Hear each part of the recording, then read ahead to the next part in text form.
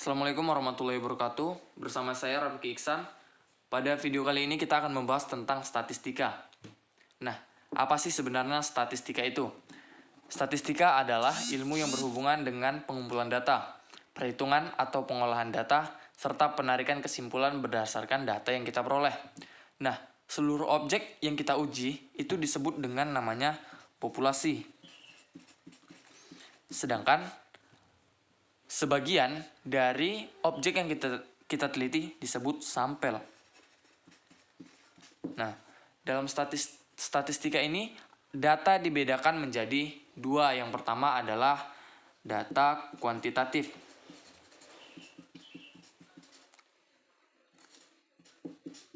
Yang kedua adalah data kualitatif. Perbedaan di antara keduanya adalah data kuantitatif ini adalah data yang berupa bilangan. Data bilangan.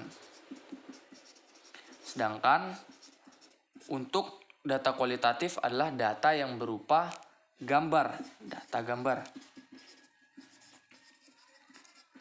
Seperti tabel misalnya. Akan saya beri satu contoh soal, yaitu dalam sebuah lingkaran terdapat perbandingan sebagai berikut.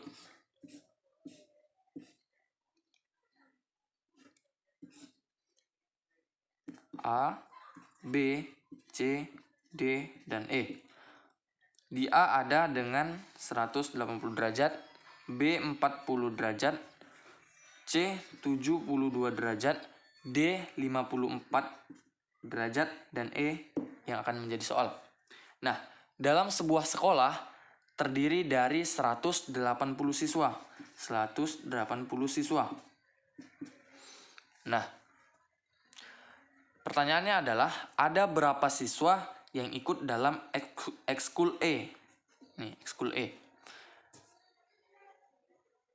Penyelesaiannya adalah perbandingan dari A, B, C, dan E itu seperti perbandingan kuadrat dalam lingkaran. Nah, dalam lingkaran itu ada 360 derajat. Maka 360 derajat, maka jumlah E dapat kita tentukan sebagai berikut. 360 derajat dikurang 180 dikurang 40 dikurang 72 dikurang 54 sama dengan dia itu 86, kalau nggak salah 86 derajat sama dengan E. Nah, E ini dia 160 derajat. Namun jumlah siswanya belum kita ketahui, maka dari itu 86 si E-nya ini per keseluruhan. Keseluruhannya ada 360 derajat. Nah, siswanya itu tadi kan udah dikasih tahu. Nih, ini siswanya. Maka kita kalikan 180 orang. Hasilnya adalah ini menjadi 86 per 2 menjadi 43. Maka yang ikut dalam ekskul E ada 43 orang. Nah, dalam statistika itu ada yang disebut dengan mean atau rata-rata. Rata-rata. Mean adalah jumlah seluruh data atau sekumpulan data dibagi menjadi datum. Datum itu adalah data keseluruhan. Dengan rumus sebagai berikut. Mean sama dengan jumlah seluruh datum per banyak datum. Saya kasih contoh sederhana, yaitu ada beberapa data seperti 2, 2, 2, 2, 2. Nah, rata-rata dari ini adalah rata-rata atau meannya adalah jumlah seluruh datum. Jumlahnya adalah 2 ditambah 2 ditambah 2 ditambah 2 ditambah 2 per ada berapa banyak datanya, yaitu ada 1, 2, 3, 4, dan 5. Datanya ada 5. Ini menjadi 10 per 5 sama dengan 2. Maka rata-ratanya adalah 2. Itu mean. Nah, ada juga yang disebut dengan median. Median. Tintanya udah mulai habis nih. Median. Median itu adalah nilai tengah. Nah, dalam sebuah data, dalam soal-soal biasanya ada yang data ganjil dan ada yang data genap. Nah, untuk data genap, rumus mediannya adalah genap sama dengan data ke N per 2 ditambah data ke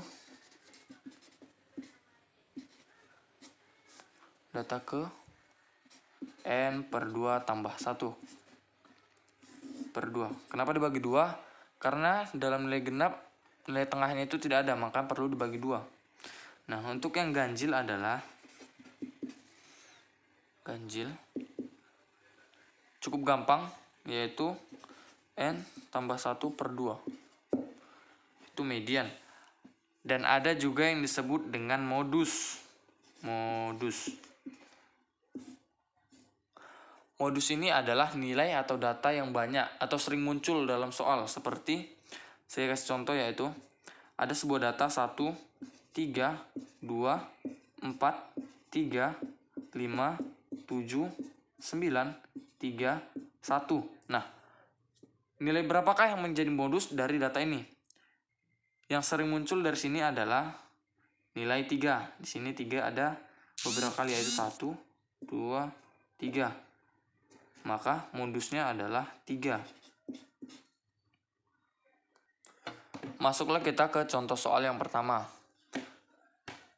yaitu rata-rata pendapatan tiap hari 21 kuli di suatu pasar adalah Rp42.000. Karena ada seorang kuli baru, maka rata-rata pendapatan mereka menjadi Rp41.500. Besar pendapatan harian kuli yang baru adalah, nah, penyelesaiannya yaitu, jika rata-rata pendapatan harian dari 21 kuli tadi adalah 42.000, maka jumlah totalnya menjadi 21 dikali 42.000 sama dengan 882.000. Kemudian tadi ada yang bertambah 1 orang, maka menjadi 22 orang. Sementara rata-ratanya tadi adalah 41.500 rupiah. Maka total pendapatan ke-22 orang menjadi 22 dikali dengan 41.500 rupiah. 1.500 rupiah sama dengan 913.000 rupiah. Nah, dari jumlah total yang 21 orang dan 22 orang, kita dapat mencari pendapatan orang yang baru. Seperti berikut. Tadi datanya 900 dan 800. Maka akhirnya begini. Dia menjadi orang yang ke-22 orang tadi, yaitu 913.000 dikurang uang dari 21 orang, dikurang 882.000. Ini dia. Menjadi 31.000 Rp. Berarti pendapatan yang baru setelah bertambahnya kuli yaitu 31.000. Contoh soal yang kedua adalah, dari suatu kelas yang mengikuti ulangan, rata-rata nilai siswa laki-laki adalah 6,8 dan rata-rata siswa perempuan adalah 7,8. Jika rata-rata pada kelas tersebut adalah 7,2, maka perbandingan siswa laki-laki dan perempuan adalah sebagai berikut. Penyelesaiannya sebagai berikut. Kita misalkan laki-laki itu adalah L dan perempuan adalah P. Diketahui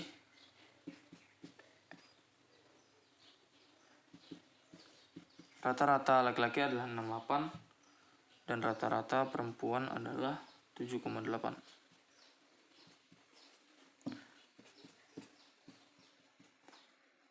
Rata-rata gabungannya adalah 7,2.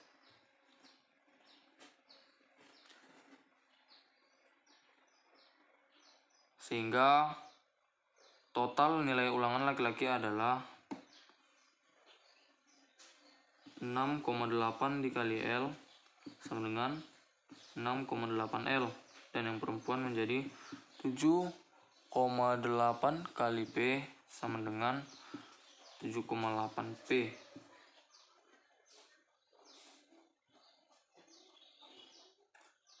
Untuk nilai gabungannya menjadi 7,2 dikali L ditambah P sama dengan 7,2 L ditambah 7,2 P. Tadi kita pisahkan.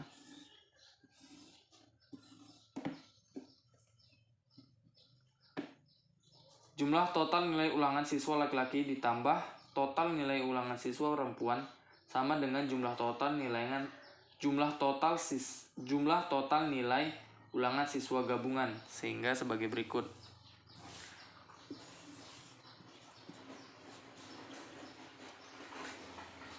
(6,8 L ditambah 7,8 P sama dengan 7,2 L ditambah 7,2 P. Ini tidak muat karena tadi udah beda kertas dia. Menjadi 7,8 P dikurang 7,2 P. Ini kita samakan P dengan P di ruas kiri dan L di ruas kanan. 7,2 L dikurang 6,8 L. Jadi 0,6 P sama dengan 0,4 L. Jadi 0,6 per 0,4 sama dengan P pindah ke ruas kanan menjadi L per P. Maka perbandingannya adalah L banding P sama dengan 0,6 banding 0,4 atau 6 banding 4 menjadi 3:2. Maka perbandingan siswa laki-laki dan siswa perempuan adalah 3:2.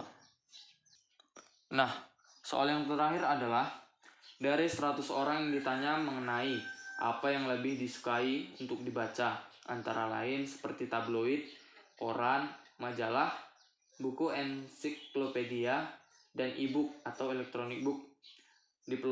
Diperoleh data sebagai berikut. 19 orang memilih tabloid, 32 orang membaca koran, 7 orang majalah, dan yang lainnya suka e-book. 11 orang suka ensiklopedia. Dari data yang ada, modusnya adalah dari soal kita mempunyai informasi yaitu 100 orang 100 dikurang 19 orang pembaca tabloid dikurang 32 orang pembaca koran dikurang 7 orang penyuka majalah dikurang 11 orang ensiklopedia. Nah, sama dengan 31 orang. 31 orang ini tadi adalah sisanya yaitu e-book atau electronic book. Nah, dari sini ada beberapa data yaitu 19, 32, 7, 11 dan 31. Modus adalah nilai yang sering muncul. Maka yang sering muncul adalah orang pembaca koran. Maka pembaca korannya adalah yang modus. Artinya 32 orang si pembaca koran. Sekian dari video ini, semoga bermanfaat. Apabila ada kekurangan, mohon diberikan kritik agar video selanjutnya menjadi lebih baik. Terima kasih.